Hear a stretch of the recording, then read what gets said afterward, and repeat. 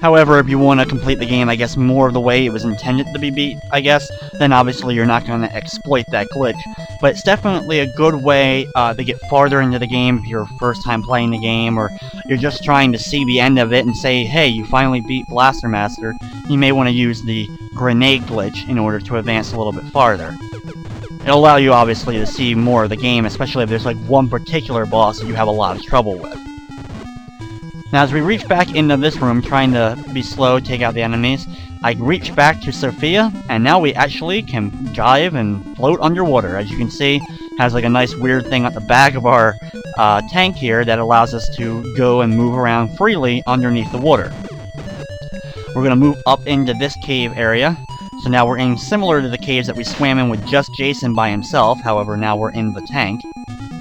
Now basically we get to see all the parts of the stage that we didn't see when just traveling as Jason. This obviously is the path we're going to need to take in order to reach stage number 6, the ice level. It's not too difficult of a stage overall, especially now that we actually have the tank. Jason, it's definitely a more challenging area to deal with. However, with the tank, like always, the tank can destroy things a lot quicker, as well it has better maneuverability than just Jason trying to swim through these areas.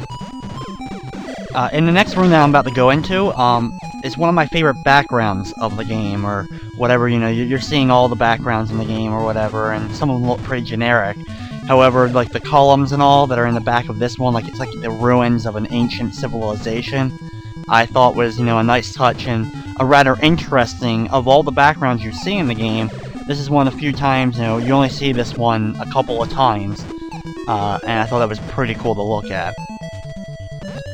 Now, going to stage number 6, we actually have to go back to the first screen of stage number 5, and then just, instead of jumping into the water, or we'll have to jump into the water, but instead of going down, we just head all the way to the right and enter another door. And you may ask yourself, why didn't I then just go ahead and go straight up from the water, through it, to the top of the, top of the water, to the surface, and then head over to the right.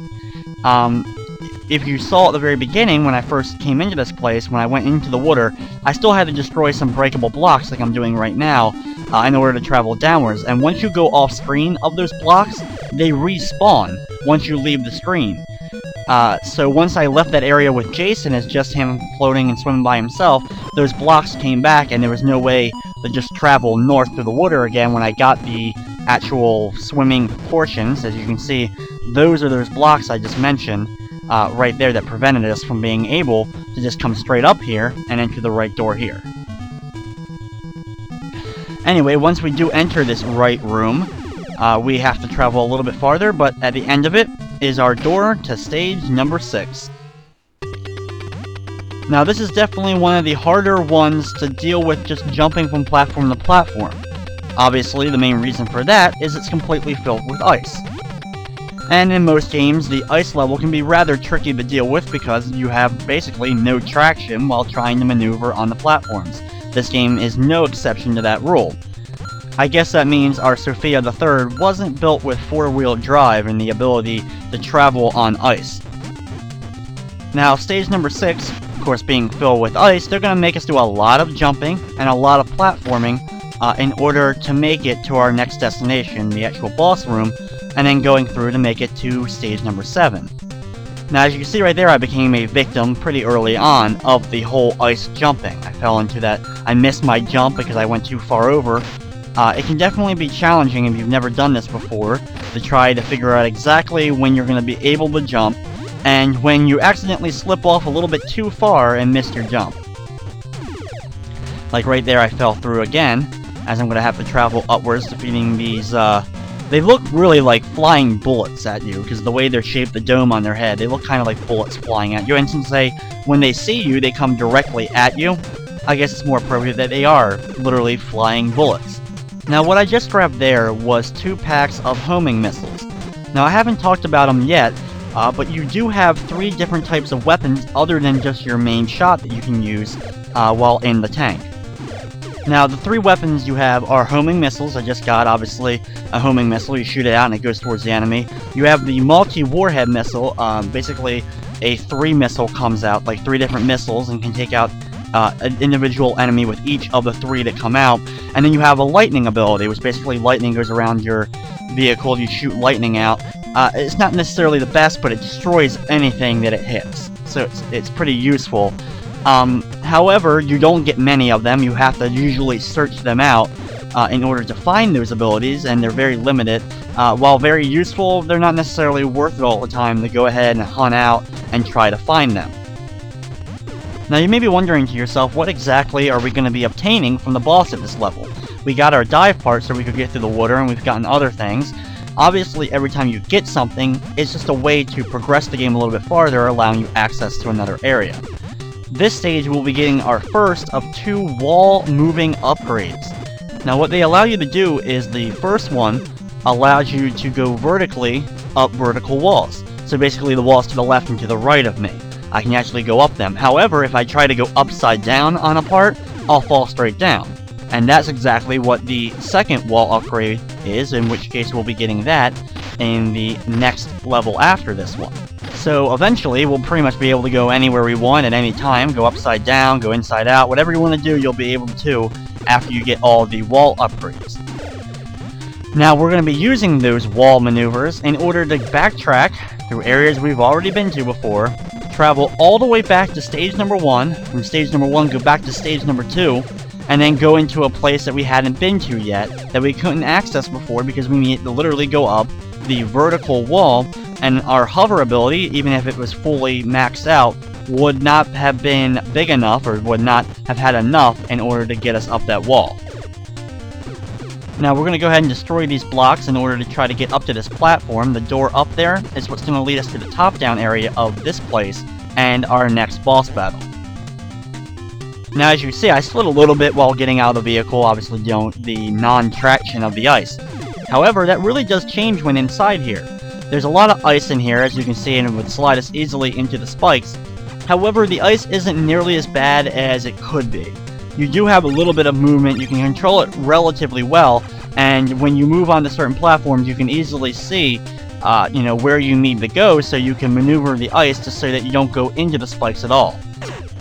It can be a little bit of a pain, but the ice could have been far, far worse if they wanted it to be.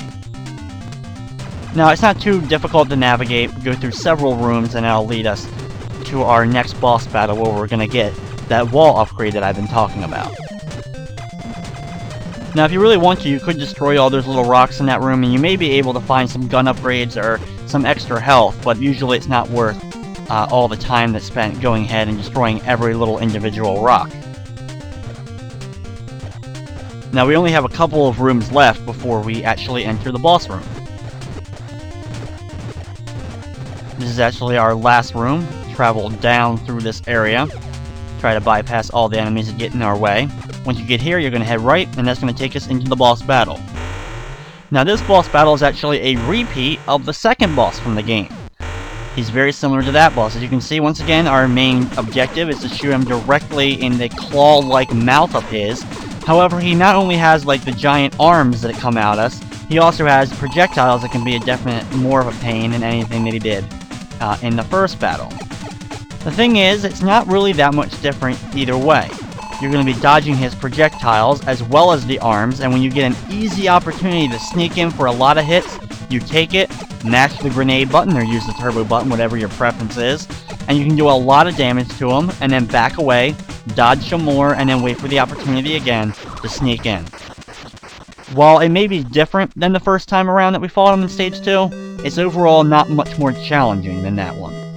Once defeating him, we get our wall moving ability, and now we go back to our tank, and now we will begin our long trek back to the previous stages in order to make it our next stage, stage number 7.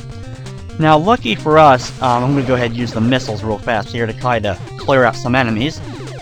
Now, luckily for us, they do give us this little thing to destroy real fast, and this is going to allow us to travel a little bit quicker back through some of these areas. They make it a little bit faster. And that's at least they gave us this here. They couldn't, of course, done that earlier on in the game to make it easier to travel back through this first couple of stages. So this allows us to quickly get from stage 6 to 5, and then, as you remember, with the whole water part of stage number 5, the entrance between level 4 and getting to level 6 is actually in the same room, however we had to go through that whole little cave area to get back. So we exit through this door, travel back to the water a little bit, and then just jump out the other side, and that takes us back to stage number 4. From here, we're just going to travel left, go back into this main entrance area. To the left of this, in the lower left corner, was where we went to fight the boss. However, we're going to travel north again, or upwards, go through this door, and it's going to lead us back to stage number 1. Now, during this long period of backtracking, I figured I'd go ahead and talk a little bit more about the whole Blaster Master series. There's actually several more games that I haven't mentioned already. Now, most people only remember the first one. They only remember this game. However, there was a sequel. It was created for the Sega Genesis. It was called Blaster Master 2. If you ever saw it in the store and were a fan of this game, you probably immediately begged your parent, or you bought it yourself and went home and were expecting another great, amazing game. However, it wasn't nearly as good as the original. It was a lot of the same gameplay elements. It was pretty much the same game, just